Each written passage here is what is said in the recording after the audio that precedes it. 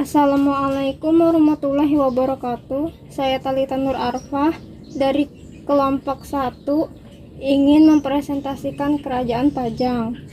Kerajaan Pajang merupakan kekuasaan kesultanan di Jawa Tengah yang menjadi generasi pengganti setelah runtuhnya Kesultanan Demak. Pajang pernah dipimpin oleh seorang raja yang namanya sangat dikenal di seantero Nusantara, yaitu Sultan Hadiwijaya, atau yang lebih dikenal dengan sebutan Jaka Tingkir. Letak Pajang berdasarkan penemuan arkeologis yang diperkirakan menjadi tempat berdirinya Pajang, maka titik awal keberadaan Pajang berada di Pajangan, Surakarta, Jawa Tengah. Masa awal berdirinya Pajang. Pada awalnya, Pajang merupakan sebuah daerah kadipaten yang berada di bawah kekuasaan Kesultanan Demak. Pada akhirnya, Demak mengalami kehancuran akibat pemberontakan yang didalangi Ratu Kalinyamat dan Hadiwijaya. Raja Demak yaitu Arya Penangsang pun berhasil dibunuh.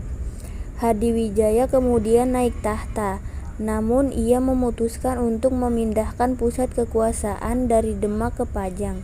Sunan Prapen juga yang menjadi mediator saat pertemuan antara Hadiwijaya dengan para adipati dari Jawa Timur pada tahun 1568 Masehi. Assalamualaikum warahmatullahi wabarakatuh. Perkenalkan, nama saya Rindu Maharani. Saya dari kelas 10 IPS 4 ingin menjelaskan tentang masa kejayaan Pajang. Kerajaan Pajang berhasil mencapai puncak kegemilangan saat dipimpin oleh Hadiwijaya, yang tidak lain adalah raja pertama Pajang, sekitar tahun 1568 Masehi. Hadiwijaya berhasil membuat raja-raja lain bermukim di wilayah timur, mulai Jawa, mengakui kedaulatan Pajang. Pajang memiliki lambung padi sangat besar karena saluran irigasi dibangun dengan sangat baik. Sementara dari aspek ekonomi, sosial, dan budaya, Pajang mengalami perkembangan yang cukup pesat. Keruntuhan Pajang. Setelah wafatnya Raja Hadiwijaya, terjadinya persaingan perbuatan kekuasaan antara putranya Pangeran Banawa dan menantunya Arya Panggiri. Karena mendapatkan dukungan penuh dari penambahan Kudus, akhirnya Arya Panggiri berhasil merebut tahta Pajan di tahun 1583 Masehi. Motif tersebut pula yang kemudian membuat Pangeran Benawa bekerja sama dengan Mataram di tahun 1586 Masehi untuk menyerbu Pajang. Pangeran Benawa berkuasa di Pajang hanya setahun saja sebelumnya akhirnya wafat.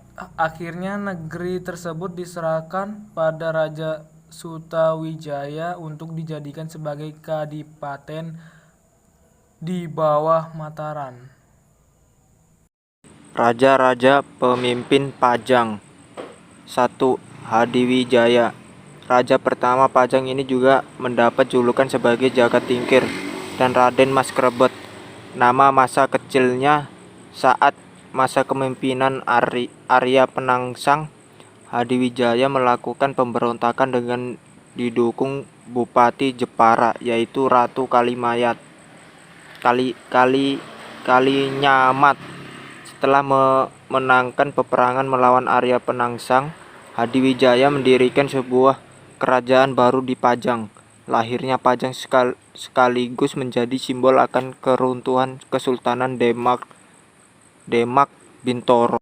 Arya Panggiri, raja kedua Pajang yang menggantikan Hadiwijaya adalah menantunya Arya Panggiri.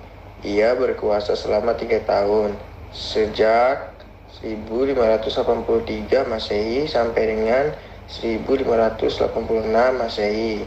Di tahun 1588 Masehi, Pangeran Benawa bersama sekutunya Sutawijaya yang tidak lain adalah anak angkat Hadiwijaya dan calon penguasa Mataram.